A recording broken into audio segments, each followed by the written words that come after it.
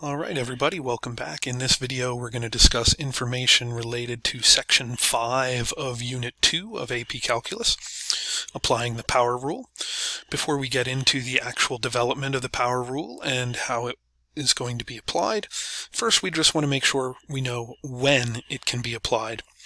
And in this first example, there are 12 functions, and we're going to decide which ones we can use the power rule on and which ones we can't.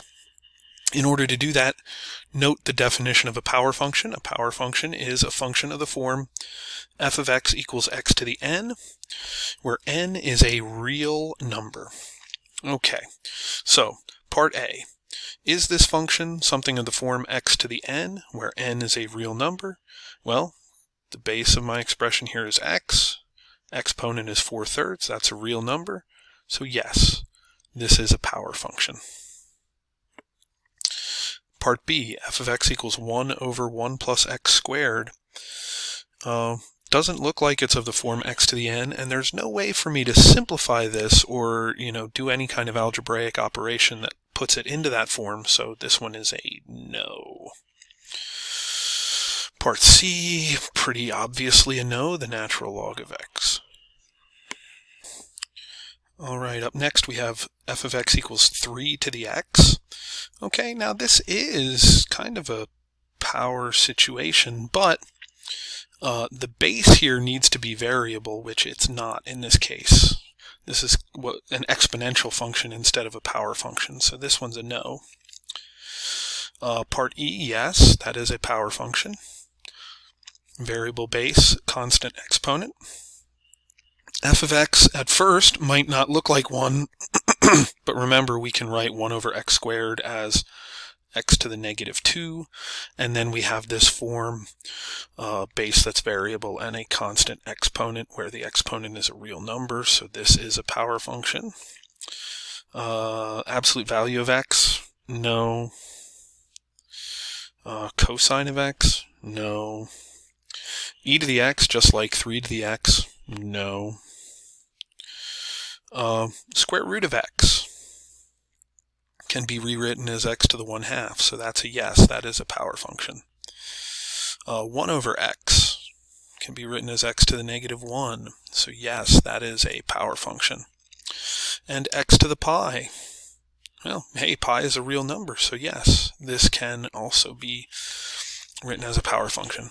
So it's going to be important for us to identify which kinds of functions we can use this rule on. It's going to be especially important for us later on. In this lesson, we're going to focus on problems where we can use the power rule. But as we learn more and more about taking derivatives, it's going to be more and more important for us to be able to recognize which rule needs to be applied in which scenario. All right. In example 2, we are going to find the derivative of f of x equals x to the n for positive integer values of n using the limit definition of the derivative. So remember, the limit definition of the derivative says f prime of x is equal to the limit as h goes to 0 of f of x plus h minus f of x all over h. And so for my power function, f of x equals x to the n, this is equal to the limit as h goes to 0 of x plus h to the n minus x to the n all over h. Okay, at this point I'm going to expand out the x plus h to the n, and you can kind of think about this using Pascal's triangle, or you could think about, what's x plus h to the first, x plus h to the second, x plus h to the third, etc., etc. Those all expand out in the following fashion. X to the n plus n times x to the n minus 1 h plus a bunch of other terms. I'm kind of putting all those terms in there because they're not going to be important for us in the grand scheme of things. And we'll jump right to the end, nx to the nx times h to the n minus 1, and then last term, h to the n. And we still, of course, have the minus x to the n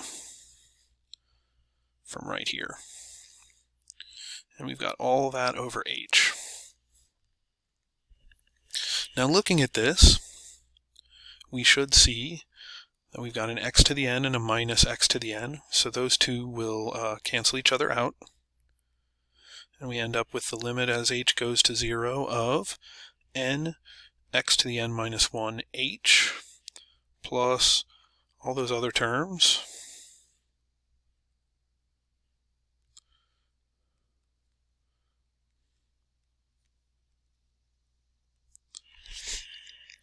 Okay, and all the terms in the numerator have an h in them, so I can go ahead and factor an h out of all of those.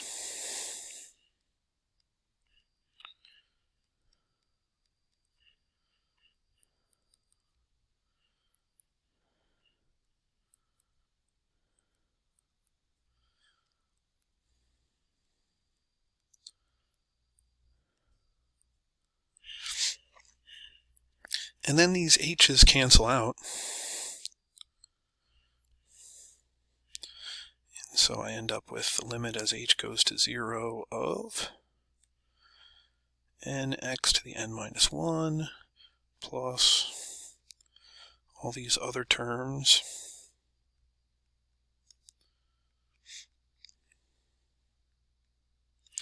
And the nifty thing about this now is all of these terms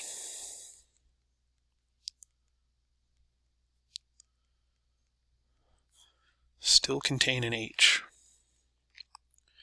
Since all of those terms still contain an h, when we take the limit as h goes to 0, they're all going to disappear, and we end up with n times x to the n minus 1.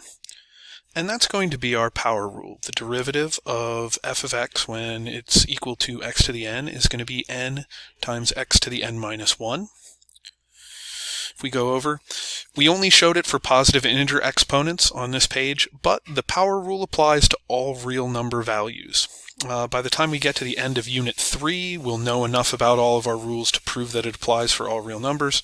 But for right now, you're just going to have to take my word for it that this is the power rule. If n is any real number, then the derivative with respect to x of x to the n is equal to n times x to the n minus 1. All right, that's where we're going to call it a day on this video. See you next time when we're going to do some examples using the power rule. Okay, see you then. Have a great day.